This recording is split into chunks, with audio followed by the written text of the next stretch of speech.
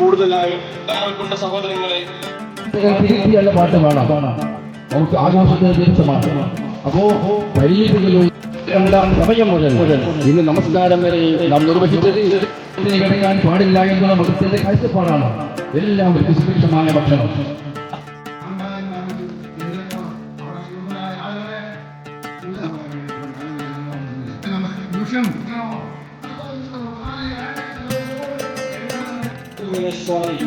വളരെ വ്യക്തമായി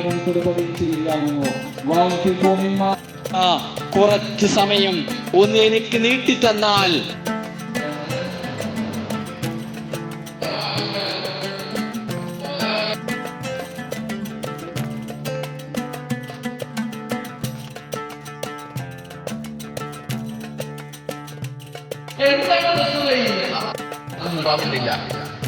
അവരുടെ കീഴിൽ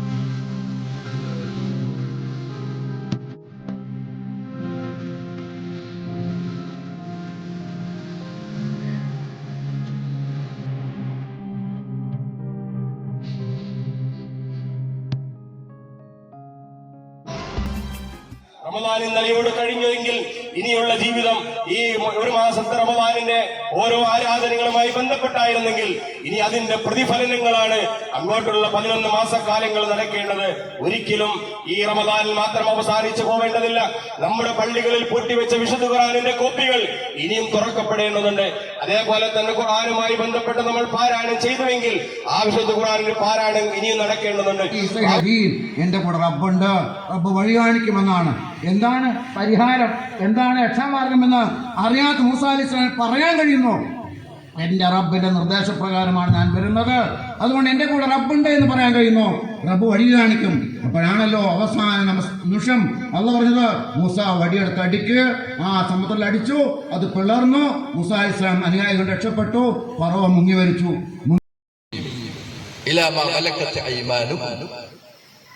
അല്പം സാമ്പത്തികമായ ഭദ്രത കിട്ടിയ ആളുകൾ ഒന്നും തന്നെ അവരുടെ ഔദാര്യങ്ങളെ പങ്കുവെക്കാൻ തയ്യാറാവുന്നില്ല. അവരുടെ കീഴിലുള്ള പാവപ്പെട്ട മനുഷ്യരിലേക്ക്. എന്നിട്ട് ഖുർആൻ പറഞ്ഞത് ഫഹും ഫീഹി സവാ, ഈ ദുനിയാവിലെ മുഴുവൻ വിഭവങ്ങളും മാനവർ എല്ലാം തുല്യമായി വീതിച്ചെടുക്കേണ്ടതാണ്. ഇപ്പോൾ കയ്യൂക്കുള്ളവൻ കാര്യക്കാരനായിരിക്കാം, പക്ഷെ അത് പാവപ്പെട്ടവേണ്ടതുമാണ്. ആ സോഷ്യലിസത്തോടുകൂടി ജീവിക്കണേ എന്നല്ലേ റബ്ബുൽ ഇസ്സത്തിന്റെ വർത്തമാനം. അതുകൊണ്ട് ശ്രദ്ധിക്കുക, അത് മനസ്സിലാക്കാനും അതിനനുസരിച്ച് പ്രവർത്തിക്കാനുമാണ് ഈ നോമ്പ് നമുക്ക് നിർബന്ധമാക്കിയിട്ടുള്ളത്.